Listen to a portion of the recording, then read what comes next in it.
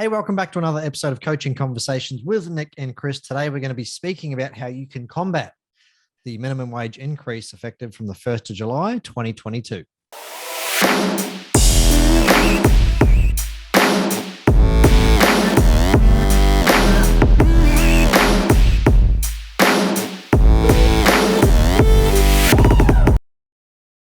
Hey, welcome back to another episode of Coaching Conversations with Nick and Chris. Nick, how are you today? How do you do? Very good. It's a good day. We're ready for action. It's going to be a great week. Yep. Head's right. Heart's right. We're ready to take it on. Head's right, heart's right. I reckon that could be an episode right there. And it's my birthday week coming up, so it's all right. Birthday week, everybody. Yeah. Coming up. Coming up. When are you celebrating your birthday? Just for all the listeners out there. The big 21. I'm having my 21st on Saturday. 21st, again. Again. Yeah, it's been I'll put it this way, my birthday can square root itself into different ages. It's almost at that age. Almost at that level. Yeah, Saturday, party day. Yeah. So next week we'll hear about the outcome of the party. Very good. Yeah. Cool. Today we want to talk about the minimum wage increase. We're going to breeze across the actual, wage rise very briefly, but we're wanting to talk about strategies to combat against that wage rise. I said the government set out that it's going to increase by around 5%, 5.2%, I think, which could unsettle a lot of business owners out there. They've got plenty of business owners in the marketplace that have a lot of, let's call them casual employees or employees that are doing, I'll call them kind of low to medium skill level activities.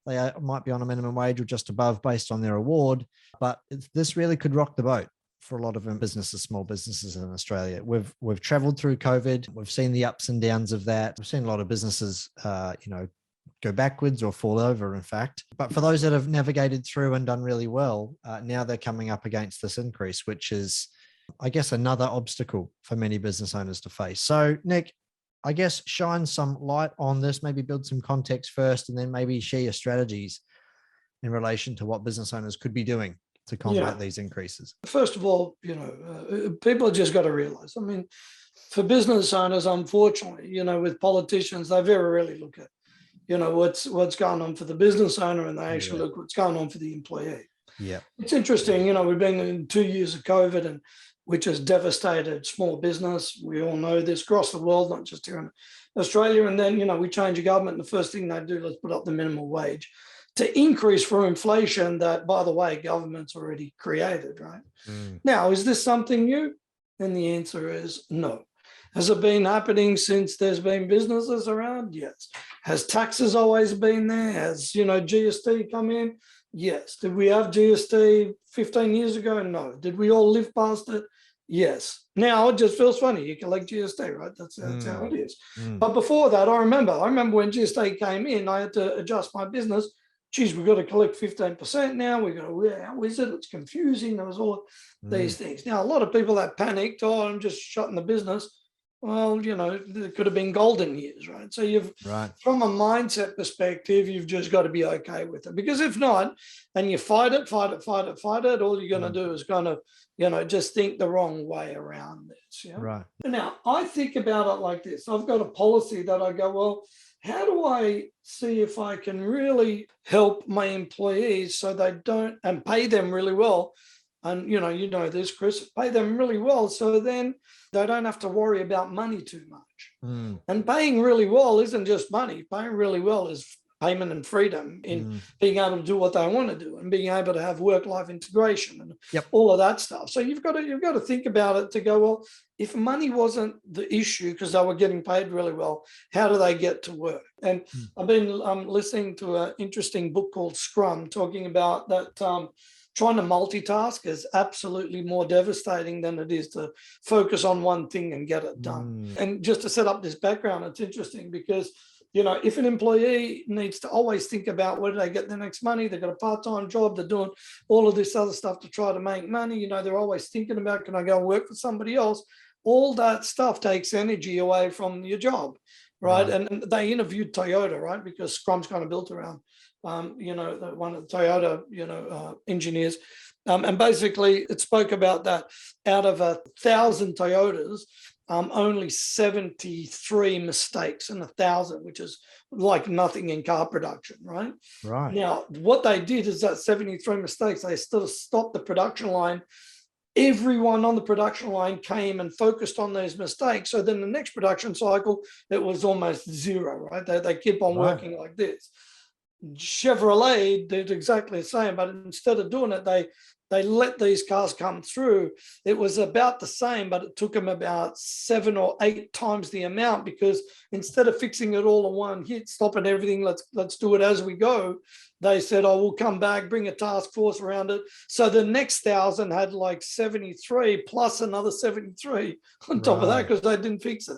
Right. And what's the moral of that story? It's like, well, if you don't fix something like this around the money part, it just snowballs into something else. Like you got to kind of figure it out. And I get it, margins are less, but you've just, we're all in this together. You got to figure it out. Not that long ago, like I remember when I was at TAFE and, as a first year apprentice, when I was 16. So that's going back almost 40 years now.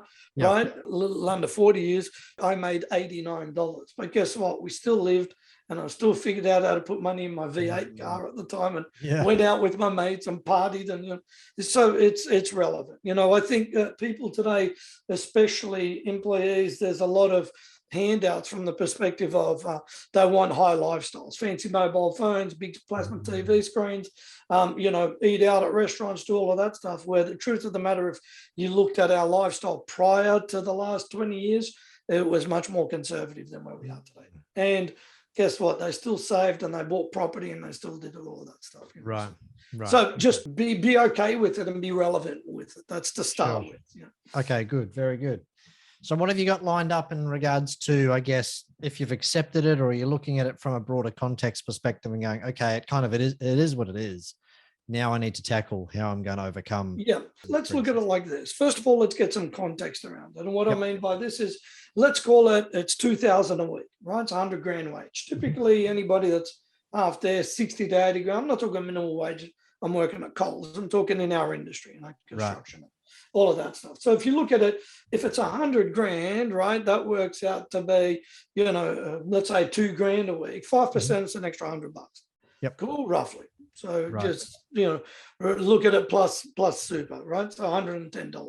Now, times that by 10 and it's another $1,000. I get it. Still $1,000 extra. It's 52 grand for the year for the entire 10 people, right? So we've got to be relevant with that. Now, if you've got employees making that type of money, I know that you're going to be in the millions of turnover, give or take, right? Or else you wouldn't need that. So the first thing is I go, well, how do we add more value on the front end to your deals? How do you, like, if you're a builder, if you're in concrete, if you're in, engineering, IT, doesn't matter, whatever it is that you're in, how do I start to add more value? How do I become much more client-centric? And by adding more value, what I mean is, how do I then increase the fee to combat that? So how do I go, well, I'm running this business and selling these products and doing whatever, I don't know, I quote on a $40,000 kitchen. How do I add in there somewhere to make it an extra $1,000? Right, which gives me 41,000, give or take, and that extra grand, there you go. Maybe you wouldn't have charged for it before. Maybe you charge 42,450 or whatever. How do I add more value to make me more expensive? Right. And it's interesting, I've been watching Jim Rohn, right? Last week has been a week of Jim Rohn. And he said, well, the success is like a ladder. It's a set of rungs. It doesn't mean that you start at the minimum wage and you can climb out of the minimum wage. And basically said, he goes, how do you get more valuable to society, and how do you get more valuable to your your employer? Now, as business owners, how do we get more value to our clients? How do we become more valuable? Now, he's not saying that you're not valued. You are valued. You're a husband, a dad, a mate, a partner, or, whatever, a leader of the community, whatever. He's not saying that. He's saying, how do you become more valuable to the community? And just think about it. The bigger the problem that you can solve, usually the more you're going to get paid, right? That's how it is. Elon Musk at the moment is solving a problem for NASA by going, hey, I've got these ships that can go up into space. I mean, it's a pretty big bloody problem. Or I'm going to go to Mars. It's a pretty big problem. That's why he gets paid like this. Or I'm going to put satellites all the way around the planet. Like it's versus somebody that goes, hey, I flip burgers at McDonald's. Now, I'm not saying that there's anything disrespectful about that, but what I am saying is you don't need to be there, because if you add more value, you're worth more to the people that are paying you more, right? And that's in business. What are you doing? You're selling a service or a product to people that value you. That's why they pay you money. Or else if they didn't, Very good. Right. So Okay, that's good. important, right? So you could add more value, in turn, increase your fee for that value. Right. That's pretty basic. Now, people see this, they go, well, I'm in a business to business space. I've got to tender and quote and do all of that stuff, and I'm competing against it. It's all about money. And the answer is it's bullshit. It's not all about money, because I guarantee you the next time that you do a tender for somebody, just be a dickhead to them and see if you're going to get a job, even if you did it for free. Just try it on. Right? Just go, mate, no, I'm going to do that. No, I'm not going to do that. No, I'm not going to do that. You know what? I'll do it for free. And I pretty much guarantee you that because you were a dickhead, they're not going to give you the job anyway. So it's not all about the money. It's how do I become valuable to the people that are paying me money? That's important, right? So that's kind of step number one. That way you can increase, percentagely or compoundly increase to look after this. So remember, on $100,000 wages, if you had 10 people at 100 grand, it's $1,000 over that 10. So it's 52 grand a year. So could you possibly, inside all of the work that you're doing, if you're turning over 3 million, could you possibly find 50 grand? And the answer is yes. It's 0.3% or something like that. So the answer is yes. So step number one, right? Really good. So we're not looking at just going, hey, it will take a hit on our current margin. We're actually looking at adding value, which is good, which lifts the margin of sale slightly, which then accommodates for that increase anyway. So effectively you're giving more value, earning more as a result, but then also able to afford these increases on the way through. That's great. Yeah. So what else have you got? Number two is, let's look at it over a year. So let's say, calculate the percentage increase over a year. And I sort of just did that before. Most people go, oh God, it's an extra 5%, 5.2%. Remember, if it's on $80,000, it's for it works out $40, right? So because 10% is $80, right? So all right, it's $40 times X amount. Well, how do we do that, right? So and then you've just got to look at it over a year. So let's say your client, let's say your team member is $100,000. It's 5% increase over that year. It works out to be an extra $5,000, right? So if you look at it, you go, well, how do we manage and measure that $5,000? And what I mean by this is, in order for you to do that, well, can you split $5,000 over all the different levels of work that you have and incrementally? So I don't know, if it's $1,000 job, you might put an extra $50 on it. If it's a $10,000 job, you might put an extra $1,000 on it. If it's a $100,000 job, you might put $1,500 on it, or whatever it is that is a part of it. Because if you think about it, over that area, now I'm sort of going to, give you part three that's coming up on this, but if you need to be able to calculate it over the longer time, or if not, you go, it's for another $50 a week, it's another $80 a week, it's another $100 a week, it's another, and you're thinking about it too staccato, rather than, a symphony isn't just one player, it's a whole orchestra that makes it sound incredible. But if it was just a one player just playing their parts, it sounds funny because there's no background context and there's no construct. So even though the wage is there now, obviously, if somebody's going to get more wage, that means they're probably going to put a bit more effort in. More effort equals more productivity. More productivity equals technically more profits for you quicker. Right, that's kind of the goal. So if you look at it over a year, and then you really look at that employee and go, well, are they worth this extra $5,000? Because remember, if they increase their worth to you, then you want to help them do better, right? So that's important. Makes sense. So you're really sort of calculating it over the year in order for you to get a really good feel on, okay, now I know what I need to be able to do over that year in order for me to start to make that difference up over a year. Right. So calculate the annual amount and then almost reverse engineer it so that divide it by how much work that you do, contracts, widgets that you sell, whatever it is. Sure, Because let's sure. think about it. If you need to get an extra $100 for that employee a week, it's Mm, $5,000 roughly over the year, mm, and you're selling, I don't know, 100 widgets a week, right? If you put an extra dollar on it, you've already paid for all of it. mm. Like there's your extra money there. Do you There see? we It's go. like a incremental compounding level of growth. So it's not, Mhm. it's not something that, it's something, that's too hard if you really think about it on the bigger picture. Yeah. But if you micro it too much, then you go, all right, man, I got to find extra $50 for them, $50 for them, 50. Even though it's the same, what you're going to do over the year, Mm, the only difference is that I'm trying to look at is to go, instead of getting sort of caught up in that, let's look at over here and mm. what do I need to do extra? Is it one extra job that we can win? And Yeah. surely with your team, you're going to go, hey, come on, no, everybody's got a pay rise here. Let's chop chop. I think the thing with that as well, which is great, is we're just observing the facts, because you've kind of touched on this already, but people might get into a bit of a frantic state because they can see this coming and it's another thing, and I've just been through COVID, and that could snowball if you let it in your mind. But realistically, you've gone, okay, let's just get out a calculator and figure out how much it's going to cost us per employee annually. Let's reverse engineer that over the cost of a year, or like you said, how many widgets you sell, how many contracts or tenders you submit, or the work that you're doing, which just really just boils down the numbers and goes, right, oh, well, this is exactly what I need to earn back. Right, now I've got a It dollar just figure, gives I you can better kind of get to work. context, right? Because you know Yeah. yourself, Chris, if you're armed with the numbers, Mm, you obviously make a better decision, right? If you're trying to guess it or look at it so micro, you kind of get lost in it. And if you get the bigger picture and then calculate it micro to go, I need to be able to do some of this stuff, then guess what? Then you at least you've got a better goal on what you need to be able to win, because mm, you're not that far away from where you actually think that you need to be. right. It's not So like a leave them. 30% increase. Yeah, that's right. But I think the Yeah, big thing is leave emotion outside of this, not conversation, but calculation, and then reverse engineer the outcome from there. correct. What have you Correct. got? Point three. Yeah, so point three is work on a deal. And here's what I mean.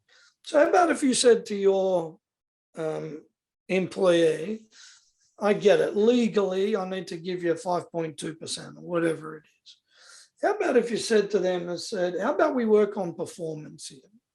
How about is instead of doing that, how do we, create a win-win scenario? How do I make it 10% by you increasing these level of performances? So now you're saying, are you really want to be happy just with the 5%? And probably going to get you to work more, or shall we go for it? Increase your value to me, what you're worth, obviously, by doing better, being a part of the team, increasing what you do, thinking outside the box, do all of that stuff. How do we double it if you do this, and that? How do we help you do better for yourself? So it's almost you've changed this entitlement into an incentive. It's a whole other level of thinking, right? Somebody goes, all right, well, I wasn't going to get the 5.2% anyway. It's the government did it, and now I'm okay with it. But you know what? If I work hard, I could double it. So then the ball's in their court to be able to go, well, how about we go for it? So I'll still give you a minimum, but I'll tell you what, if you really pick it up to that next level, I'll give you double that. So to me, it's gone, like I said, it's shifted the mindset from entitlement to incentive, I think, which is pretty awesome. Now, in saying that, I think, how about if you set it up and said, instead of me giving this to you every week, how about if we did it in a bonus structure? How about if we said, if you do really good, the $5,000 that you were going to get, let's make it $7,500 as an example. That's a 50% increase on top of that. But instead of it being an entitlement, now it's a bonus. And the bonus means that you work hard to work on an objective, and now it becomes a bonus. So once again, what you're doing is for the increase of their commitment to whatever they do, now they're going to get paid not only just a minimum wage, but they're going to go for the bonus. And if that means that they're getting this, $7,500, as a bonus or whatever it is, 7.5%, which is a 50% increase on the 5.2, right? Now they're actually in the league of going, man, if I work hard and I do the right thing and I go above and beyond and I become more valuable to society, I become more valuable to you. All of these things are pretty cool because now I get a bonus and it feels good for somebody not to get something for nothing. A lot of people now, if people always want something for nothing, you want to start to question if they're the people that you want in the company, right? I like it. It's almost counterintuitive. Take the increase that the employer may see as a negative, flip it on its head and take it back to the employee as a performance-driven KPI and give them more. Yeah. Like that's different. Like, do you see how it's a whole shift in mindset, and because unfortunately, a lot of people want the entitlement. Now, let's just think about this. If you're at a minimum wage, usually there's a few things going on there. One is that you're not really, being valuable to your employee or employer. No, I'm not saying that's a personal thing. Don't go, you're valued. You're valued. You're a human. Obviously, you're valued. But what I am saying is, how do you become more valuable? How do you go above and beyond? Remember, success or wages are based on a ladder rung system. The more you work, the harder you work, the better you get paid. The more you learn, the more you study, the more value you become, the more you're worth to society. That's how it is, right? And you get paid more. If we fix $1 million problem, I'm quite sure people are happy to go, yes, I'll give you 1/10 of that on 100 grand. If I fix a $3 problem, somebody's going to go, hey, thanks, I'll pat you on the back. So you've got to think about it like that. And some people go, no, well, that's all I can do. Now, I get it. Some people have got a disability. Some people have got stuff going on in their life that is very hard for them to be more valuable. But guess what? No one's not put a gun to your head that you can't better yourself personally. No one's ever said you can't watch videos on YouTube like I do, Jim Ryan, and all of this stuff. There's so much free amazingness out there that it makes the 5%, to be honest, an insult, because you should be worth more than that. So your goal as an employee should be, well, how do I get 3 times what I'm making now? Because I know if I'm getting paid 3 times more, what am I delivering to the person that's paying me that? But most people have got an entitlement around it. No, they make excuses. It's easier to watch Gogglebox than, this crap that's on the TV, like MasterChef and all of this shit that's on there. Watch all of this stuff, maths and, all of this insanity, right? Rather than spending time and watching YouTube, reading a book. I mean, there's gold in all of this stuff, like very much so. Podcasts. And there's never been more information available to you free than any other thing. How about if you want to become entrepreneurial and have a little business on the side? So you know what I mean? Don't let the government go, oh, this is what you're worth. So minimally, this is what they give you. And by the way, your minimal is somebody overseas weekly wage. In Fiji and places like that, and Vanuatu and stuff, the last time I was there, I've asked them, and Bali and stuff, a perfect example. I just watched a stat on Bali that pre-COVID, it was 5.5 million people go to Bali every year. Through COVID, 50 people went. 50 only, 50. Let me say that again. 5.5 billion people pre-COVID. In the last 2 years, 50 went. Wow. Now, if you've been to Bali, they're already on their knees. So this has just devastated them. So now, do you think they want to be more valuable to somebody? The answer is yes. Could they have done it inside there? The answer is no. But how about if it was something that you had to do with tourism and then you turned it into something else that you learn? In Fiji, they make like $50 or $100 a week, not a day, a week. So, your extra thing. So you've got to also take that as pretty awesome that, we're living in one of the best countries in the world with pretty great work conditions when you consider it. We're not slaves anymore. So, and why am I saying this? What I'm trying to say is, if you're watching this and you're an employee, just become more valuable and you'll get more. It's pretty simple. And business is like that. You started something, a product or a service that you are selling, and you start to become more valuable to the marketplace. And that means you've grown your portfolio of people that you work with, you do stuff for, who you sell stuff to. You've got your business clients. You've just become more valuable. So if you really think about it, don't just sit there and do whatever, add more value, and you're cool. And in turn, the employer can add more value on the other end to go, check out how much better work we're doing.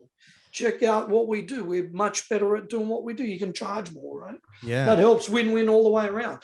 So The unfair advantage is when people go, here's the handout, and I'm not going to do anything else for it. Right.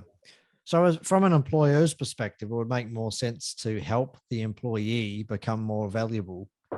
So in turn, that will grow their, absolutely, I guess, value offering to the customer. Well, I mean, in our company, it's all about personal development. Can you do? Hey, I'm happy for you guys to do courses and learn stuff, and you add value. We've spoken even around where you're at within the company structure and payment and all of those things. And like it was funny. Like last time, I'm going, hey, dude, like you need to get up to this because I think you're valued at this. And that's unheard of for an employer to go to an employee. I want to pay you more money. Like it's it's. But it isn't. It's unheard of if you're not thinking at that level. Just think about it. If all your employees didn't worry too much about the money because they were doing great and they could just really focus on delivering awesome stuff to you, wouldn't that make the company easier for you and for them and win-win all the way around? Totally. In the book Scrum, they're talking about research that they did of businesses that ran 7 days a week. It was an expectancy of their employees to work back late at night and do weekends.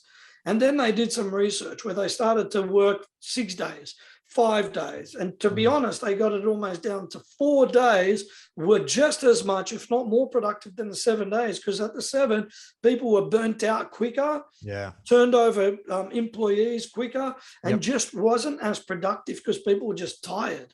Right. Makes sense that they worked less and they were more productive. It's crazy, right? So the work smarter rather than harder is this. So with this, how do you pay your employees smarter to work smarter rather than harder, increase the wages, give them the option to go, all right, let's push for performance so they get bonuses rather than handouts. Instead of having expectations, give them incentives. It's win-win all the way around. Yep, totally. Let's wrap up the, I know that was a bit punchy just there, but let's wrap up the whole episode with your 3 points. Start from the top. So number one, see if you can add more value on the front end to the people that are buying product from you so you can increase the fee to combat the rise. Yep. That's important. Number two, calculate the percentage increase over a year and then multiply by the amount of widgets you sell or, the services that you create. Right. So that way it'll give you a breakdown of where you need to aim towards. And number three, possibly, do a deal with the employee around performance, value your employee more. In other words, help them add more value to you. In turn, they get a better increase and make it into a incentive rather than an expectation. Yep. Perfect.